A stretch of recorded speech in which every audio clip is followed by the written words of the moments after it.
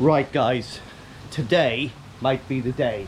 So it's slightly overcast, but I think that might burn off. It's about 7 o'clock now, I think. So what I'm going to do, I'm going to get my scruffies on and I'm going to get down there, give it a bit of a clean, cut all the fiberglass to size, last prep work, and it's going to happen today. Spin you around, have a look at the little coys. Oh, dirty glass, dirty glass. We'll clean that later on, but they're looking lovely. Look at those.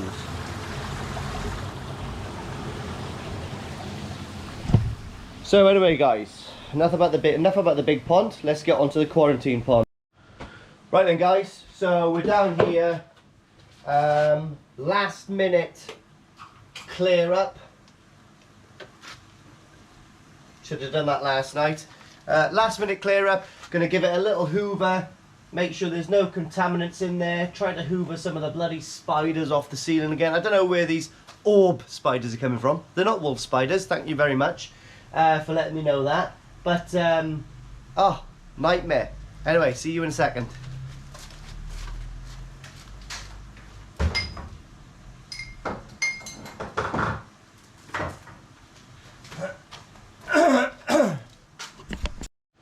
Right, so that's a bit of a clean-up. The first thing I'm going to do now is, when I've done the other pond, the most important thing is prep. Right, prior prepping and planning prevents piss poor performance. That's a good military term, and that actually hits the nail on the head. So, I've got my fiberglass sheet in here, 450 gram. What I'm going to do is I'm going to measure. So I'm not going to be putting the resin on and then cutting everything to shape as we're going. I'm going to cut a load of these, enough to do the whole side. So the plan is I'm going to try to do all the walls in one hit. Okay, if the resin doesn't go off before I expect it to, i.e. run away with me. But I don't think it will be, so that's good.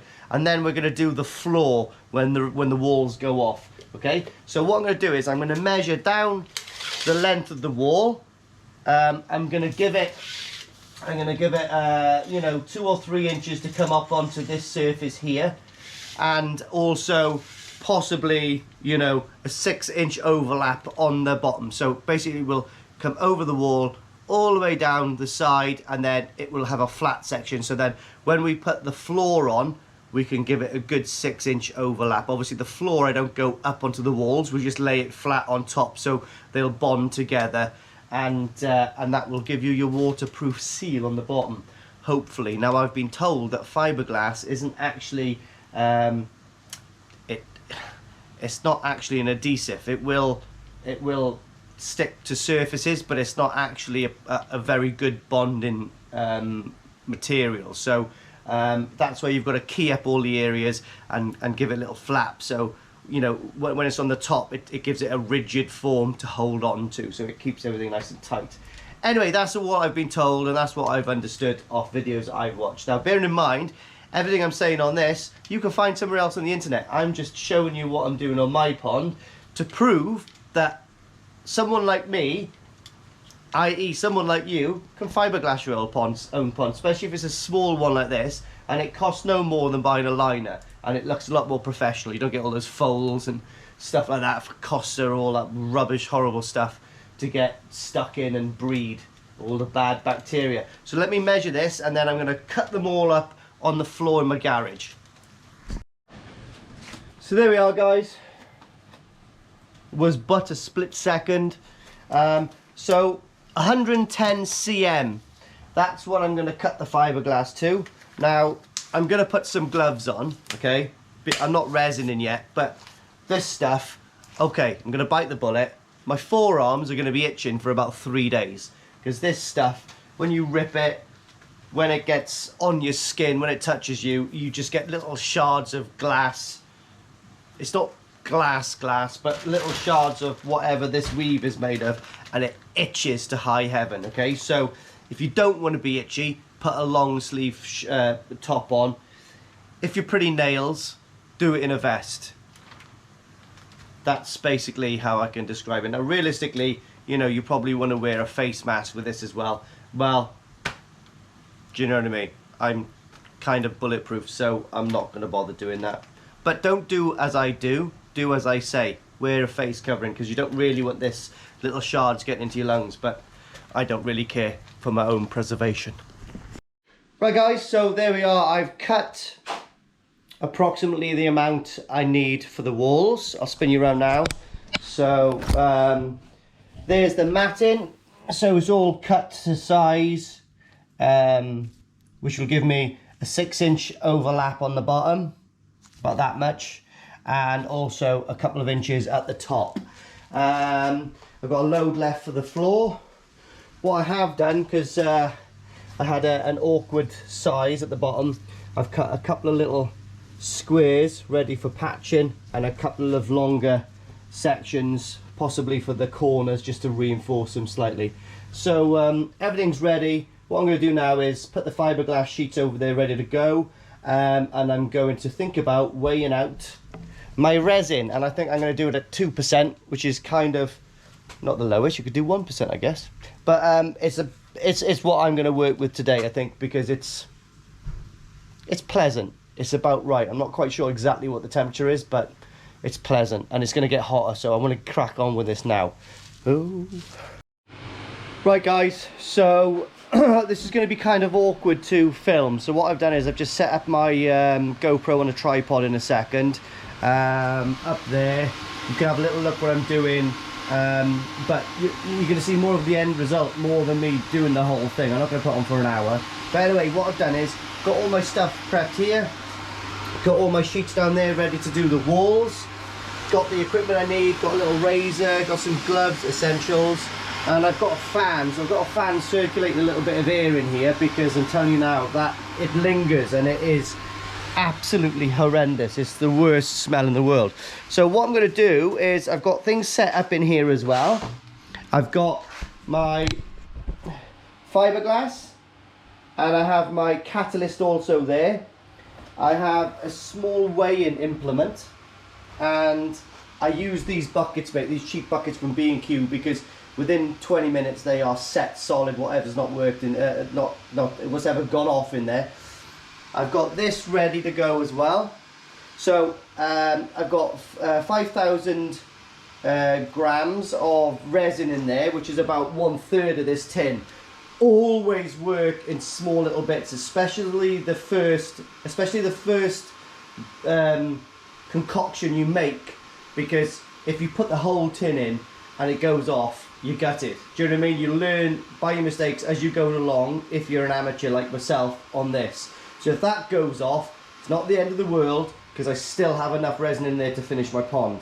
But that is a good amount to crack on with. Do you know what I mean? That will do a load of the walls. So I'm going to put 2% resin in here, a catalyst at the moment, and I think that's going to be sufficient for the ambient temperature. And I'm also going to give it a good stir with this.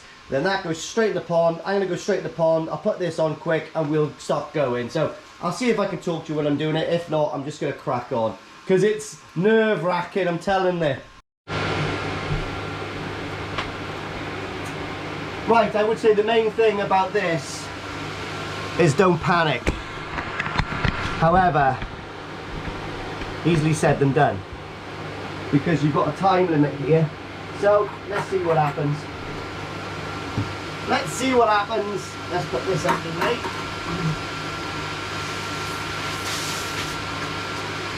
Right, here we go.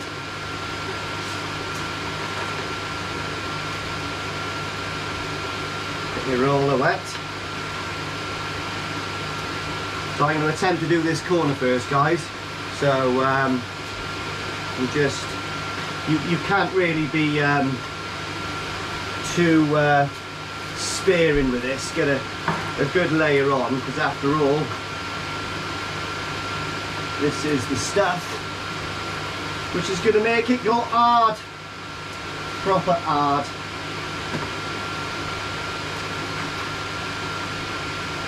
Oh my god, guys, the smell in here is horrendous already.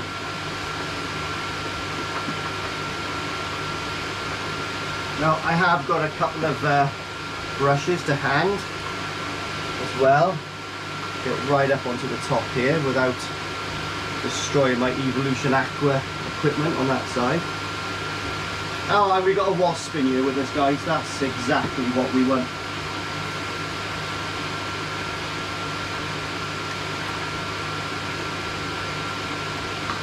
So what I've got here as well, boys, is a little brush, and I'm getting the resin right inside there, because that obviously is where I'm going to be tucking the stuff in. So down in the corner. Right, here we go. First sheet. Oh!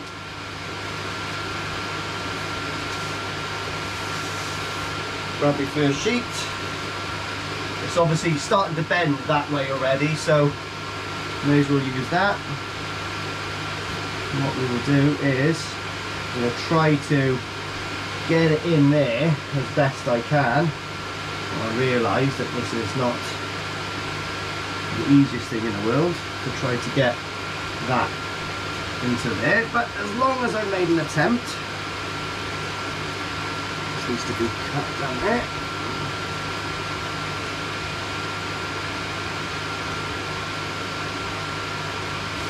Oh guys, I can't believe I'm doing this again, I'm not gonna lie. So once you've got it into rough situ, give it a good old soaking, and from there it starts to go really pliable. So that's where I'm hoping to be able to get that top section tucked in. We'll tuck that across there like that. Okay.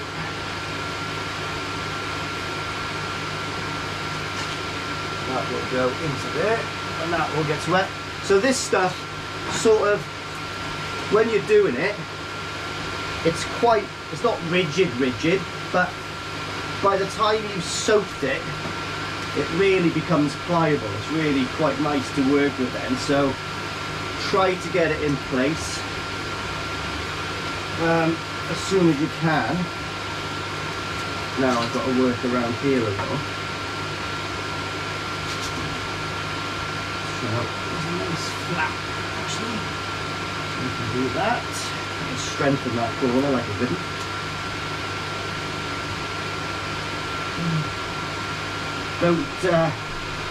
Don't spare on the corners, guys. Really get the resin in there. You never know, you might have some little voids and stuff. Okay, that's looking pretty good now. Loads of resin, leave it all dripped out. Again, start playing with that top section.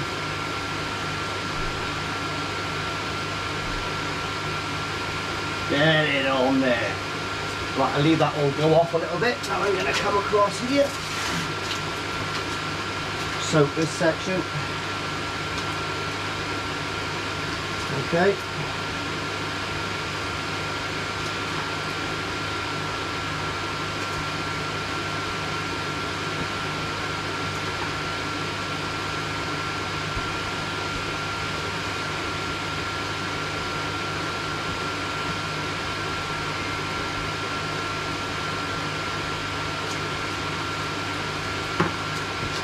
Get my brush again,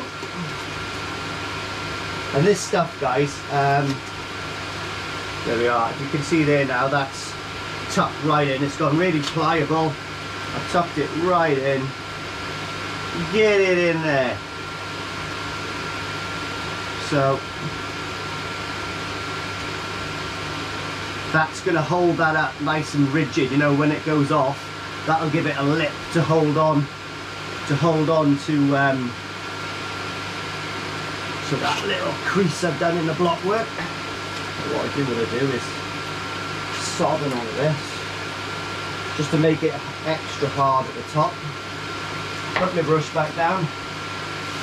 I'm not going to lie, lads, it's quite tight working in here, so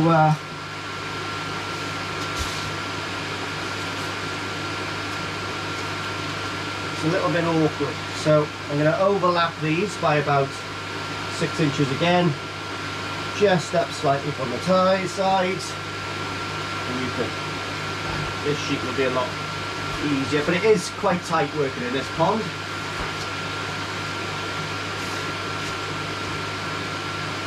So obviously, guys, I am starting a pond lining service. If you're interested in a bodged job, you let me know. I'm willing to take nuts and vegetables as payment. No, I'm only joking. I don't think I'd like to do this as a living, I'm not going to lie. I quite enjoy making ponds though, but this is the worst part of making a pond, I'm not going to lie. But it's what makes the pond a pond.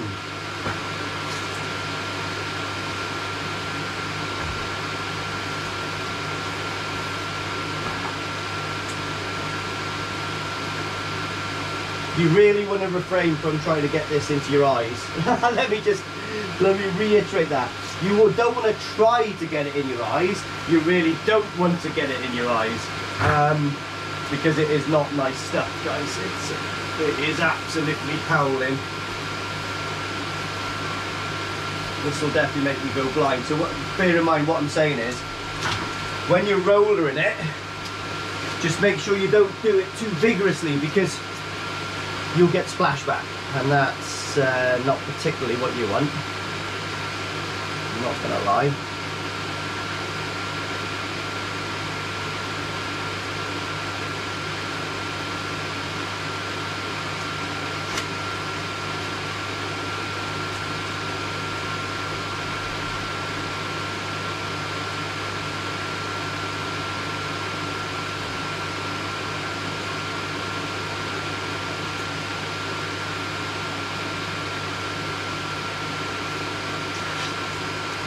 So what I'm going to do now, guys, is get the paddle roller out and just roll it and roll it over it, and especially don't do this too fast, guys, because this really kicks up so much resin.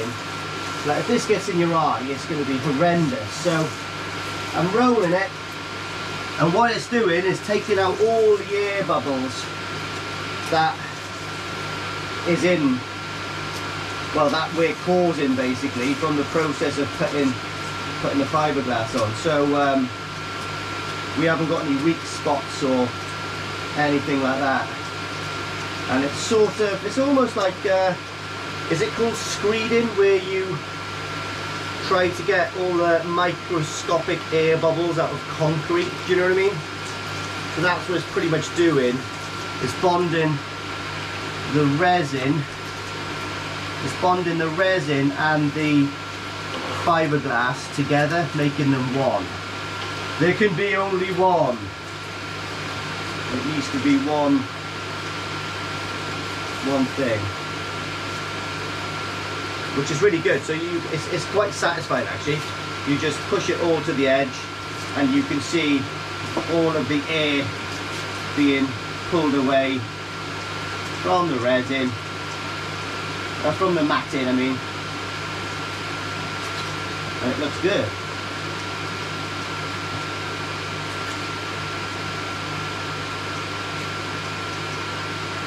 Corner's a little bit tight to get into, but not impossible. Nothing's impossible if I can do it, guys. Remember, I am but an amateur. If I can do it, you can do it. Have a go. It's almost enjoyable.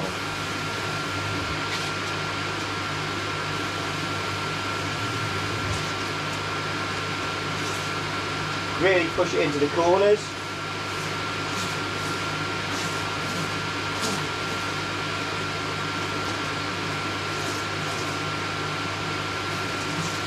Lovely. Stick that back up there.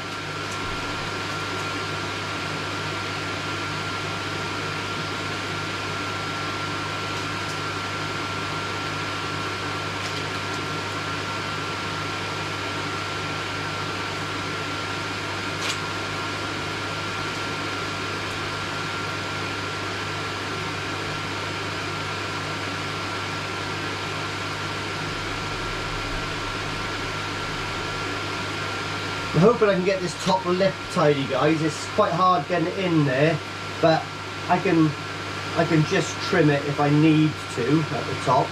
I was hoping it was going to, I knew I was going to have a little issue trying to get it in there, and it is it is generally quite hard to try to get it in there, but I've got a load of resin in there anyway, so I know it's all, I know it's going to hold tidy. Just wrap that there. Right, let's get another sheet on. Come on, the time's a ticking.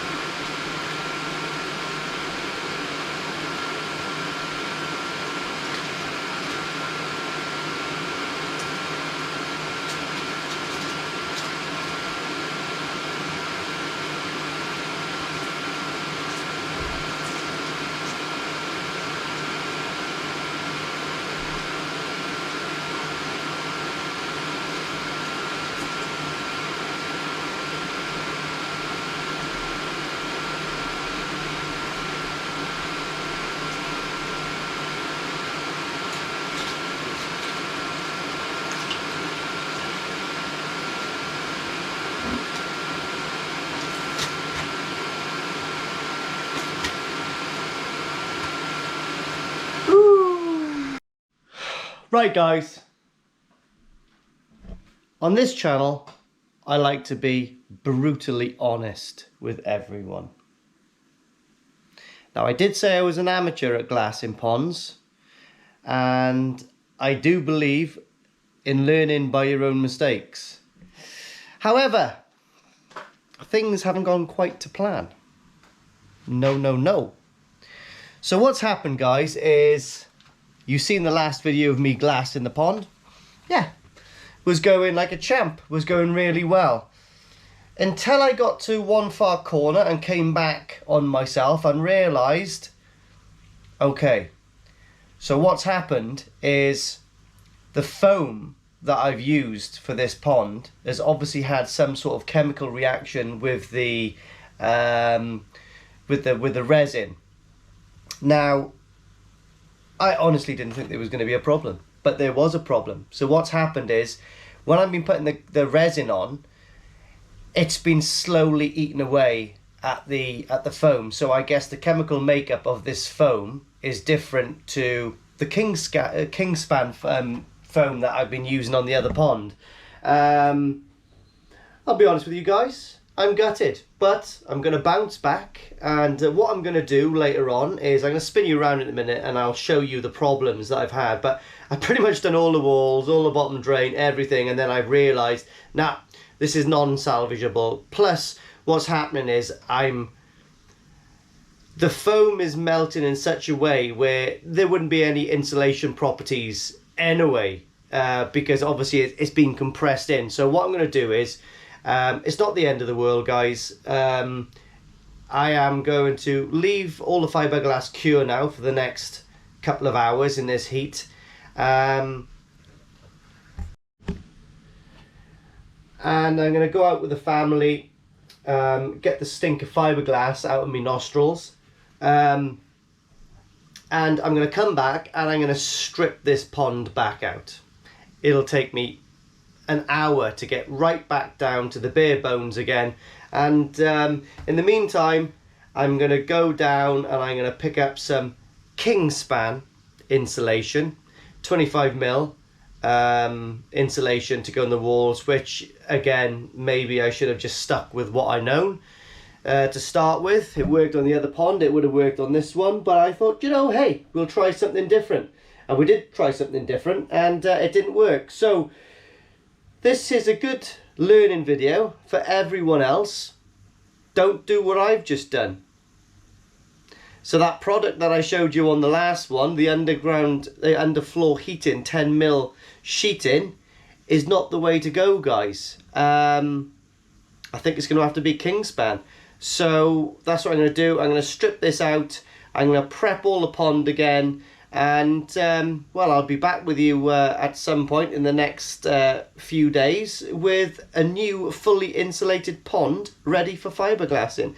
So I'm going to have to go round to the fiberglasses in a minute as well. I've got a load left. I need to get maybe another 10 kilograms of resin, and maybe I'll get a little bit more matte sheeting, but I've pretty much, I've got a load left, and the good thing is that the one thing that I can't pick up local is the top gel coat, the black gel coat, and I didn't even use that, so obviously. But let me spin you around and let me show you the problems which has occurred, and why you shouldn't use the foam I've used, and why we've just got to bounce back up onto our feet with a smile, take it on the chin, and I just do it again. Right, so here it is guys. So like I said, I started from this side, worked across. When I came back, that was the moment of concern. So I seen that and I thought to myself, oh no, it's literally eaten away. There is some sort of chemical reaction going on here, and it's no good. But it's all gone off lovely, you know, it's just still tacky, but there we are. So what I'll do is I'll wait till this goes off proper job, real nice and solid, and then it should just rip off the walls reasonably easy. I'll put the grinder on it, cut it to sections, and we'll get this all out of the way, and we'll start afresh. Gutted because I've done a really nice job at the bottom drain. What can you do? So guys, that's it. Another bonus footage, another bonus video for you guys. It all ended in tears, but all I know is I've learnt a valuable lesson, and I won't be doing that again. And I hope this video has made everyone else realise that they need to use the correct products. Like I'm saying, I am not an expert at this. I am literally a hobbyist. I've done this, I've done my other pond, and even though it was horrendous, it's worked out perfectly. So obviously, if I had have used the Kingspan on this, we would have been quids in. It would have been easy sailing. So like I'm saying, the Kingspan is a little bit thicker than I wanted to use on this pond. I'm not going to lose a lot of literage, a lot of volume of pond at all. And to be honest, it's going to be better for the insulation qualities of it. So anyway, I'll do another video as soon as this is stripped out and I am ready to Kingspan. Now what I do know is the Kingspan is a lot more rigid, so it's going to be a lot more structurally easy to get it on. And also I'm going to change my method of sticking the insulation onto the walls as well. I'm not going to use that grip fill again, although I might, because I've got a load of it left actually, and it'll probably work a lot better on the Kingspan. Anyway, till next time, don't do as I do, do as I say, and don't use that stuff.